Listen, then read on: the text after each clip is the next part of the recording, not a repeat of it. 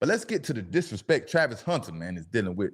The Jim Thorpe Award finalists. Yeah, man, Travis Hunter is receiving some disrespect, man. And if you haven't heard by now, and you've been asleep for the past 24 hours or so, you heard that Travis Hunter is not a finalist for the top defensive back award in the country in college football, which is the Jim Thorpe Award. Now, chat, y'all talk to me about this. What it do, chat? We need to have a serious conversation about this. And the problem, let me tell you what's happening in America these days, man. The problem what's going on with all these awards and things like that are the people on these committees. The people on these committees are getting older, less in tune with what is really going on in the game of football as far as the athletic skills, what they need to do.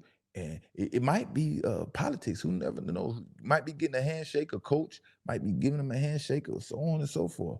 But it's the problem with the people that's in these committees that's responsible for selecting individuals. You know, it starts from the NFL Hall of Fame all the way down to the Heisman Trophy. And now the top award for each position in college football, they are all now discredited. You got the Jim Thorpe Award, you got the Biletnikoff Award for the top receiver, you got the Offensive Line Award, and now Travis Hunter isn't up for the Jim Thorpe Award. And I think it's 99% chance that everybody would agree that he needs to be a finalist. Talk to me, chat. 3 finalists chosen for this award are Caleb Downs, right? Let's go over him. Caleb Downs, 51 tackles, 30 solo, 21 assisted, 6.5 tackle for loss, 19 defensive stops, 3 pass breakups, and 3 passes defended. I don't know those pass breakups and passes defended. They're all the same thing. 2 quarterback hurries, 1 punt return for a touchdown, right? Caleb Downs. And then you got Malaki Starks, another safety. They both play safety from the University of Georgia,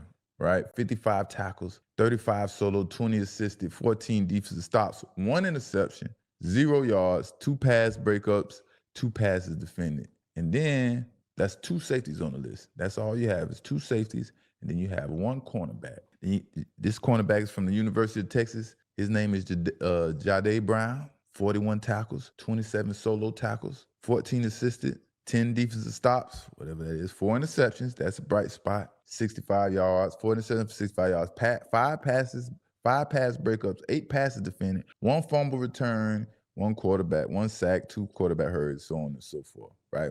Those are the 3 finalists that are choosing. Jahdae Barron, University of Texas, Malaki Starks from the University of Georgia, and Caleb Downs, now Ohio State University. 2 safeties and 1 cornerback on this list. And let me tell you, I don't see many game-changing plays or domination by these finalists, man. I don't see where you select these players off the rip to be finalists. I don't know. I gotta be honest with you. Now, let me say, we talk about Caleb Downs. I hope y'all know about Caleb Downs, the transfer from Alabama, right? That young man is like that. He is a very, very versatile athlete. He could play cornerback, he could play nickel, free safety, punt return. He probably could play receiver at the same time. He is very legit. But it's one problem with Caleb Downs. Caleb Downs, he was awesome as a freshman. His freshman season at the University of Alabama. You know, they used him correctly. He was very versatile. He was returning punts. He was covering and sliding, covering that corner sometimes. He can do it all. He can cover like a shutdown cornerback when he was in the University of Alabama. But when Nick Saban decided to leave, because Nick Saban couldn't handle players getting paid from NIL deals and retired, Caleb Downs decided he had to transfer to University of Ohio State. You know, I watched film on him. You know, I've been watching live and things like that. But Caleb Williams, his production is down, sadly to say, right? And not only is his production just down and Ohio State isn't using him correctly, it seems like Ohio State's system has him looking stiff and a slight bit slower than he used to be compared to his freshman season. And that's the unfortunate things we go through as athletes. You might be a hell of an athlete, hell of a quarterback. You might end up in a situation where the coach, the team, they can't use you correctly. Their system isn't built for fast, athletic type of athletes. It's built for big, sturdy, bulky type athletes, right?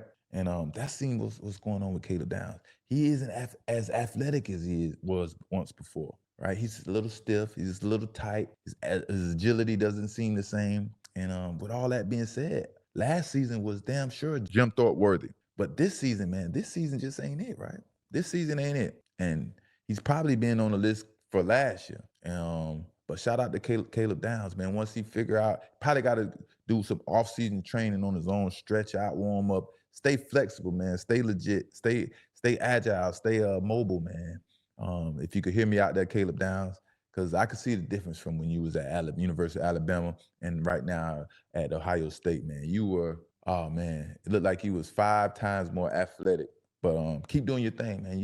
Whatever you're going through, you're gonna get through it. It ain't that bad now. I'm just being a critique. Now, he's still an awesome player. Don't get it twisted. And then you got Malaki Starks. What do I think about him?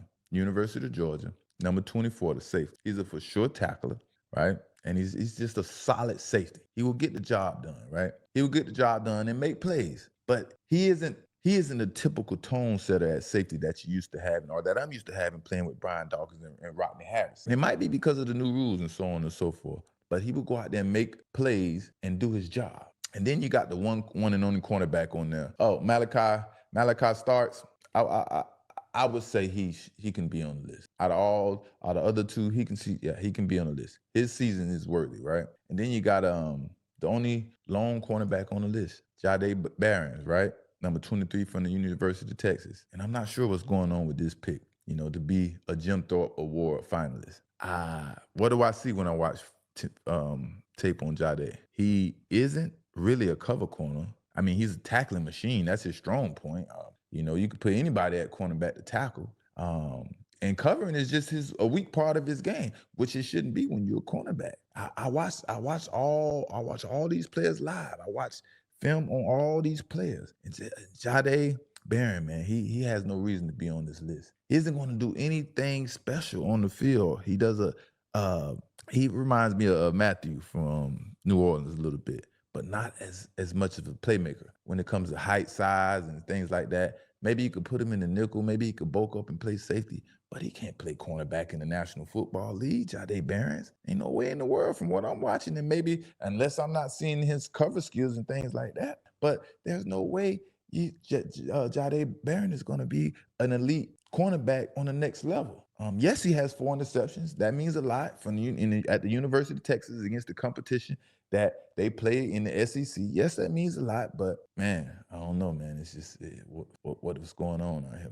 And then we got Travis Hunter, who's not on the list. I mean, one of the most sought-out cornerbacks in college football right now. One of the most noticeable figures in college football. One of the most athletic, crazy ball skills, explosive speed cornerback that is not on the list, man.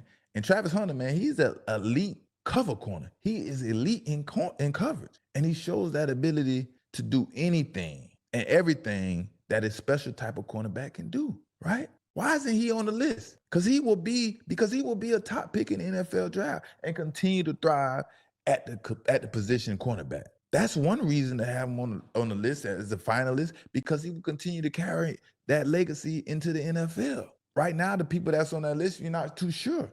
Travis Hunter has 3 interceptions this season. Not a huge number, but compared to the oppositions on the list, he meets the standards.